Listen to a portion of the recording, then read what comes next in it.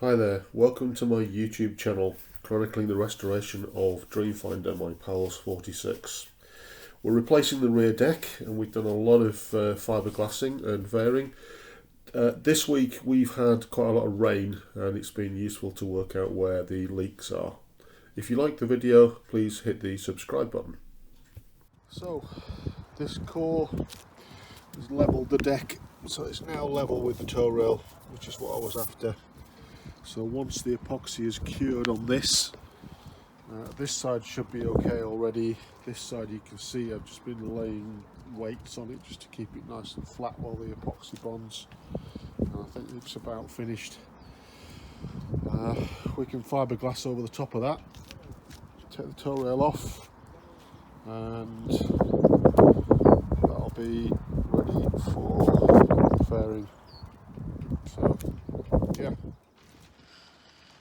Okay, so it's raining and I've been doing an inspection of the cabin, and now we have got, I think, just a couple of spots that are leaking that I need to investigate when it stops raining. So the first one is down here. This is the port side and it is just there. So that's basically where the brushed steel support is for the railing, and there are a couple of holes there, I think, that it's coming through. So I need to find out top side where that water's running from, because it could have come from quite a distance away. So that's number one.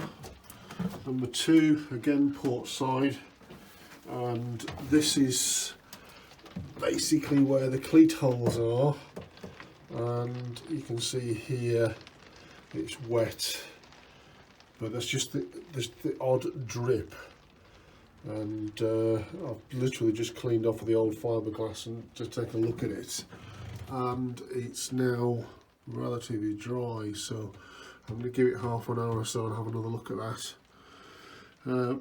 That's it as far as I can tell on this side.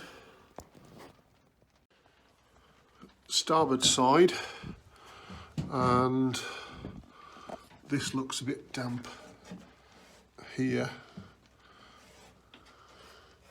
It is, so there's a little bit of water ingress there. I need to work out where that's coming from. It looks like that's rising up, so I think that's the joint there. Otherwise we look fairly solid here, which is a surprise because the last rain we had and this gully here was full, but there's nothing dripping down on this side that I can see. This here was damp, so maybe again it's running down there. I think there's a little bit of damp here, so it could be the same thing, it could be the joint, but it's looking alright. Otherwise there's a bit of moisture there, again I think that's a rubbing strip. So I think what I've got here is a situation where I need to take out this piece of fiberglass here and rebond that, but otherwise this is all dry down here, and all of the back was dry. The work I've done with the steps looks to have worked, because there's no water coming in there at all, there's nothing coming in anywhere else. So we shall see. I'm going to inspect the actual steps in a second and see what that's like. But this is all looking okay, so we'll see how we get on. I'm looking at the steps, there is no moisture whatsoever along here. Now, okay, I've got the canopy down on this side, and the wind I think is blowing in the other direction.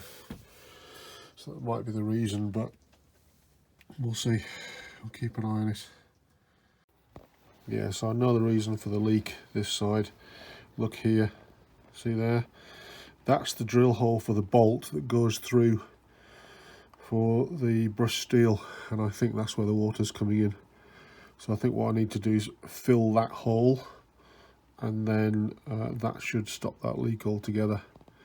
So I think it's when that brushed steel plate was put on. So I'll fill that, and then when I refit it, I can drill it and fill it, and just make sure that it's not going to cause any problems next time around.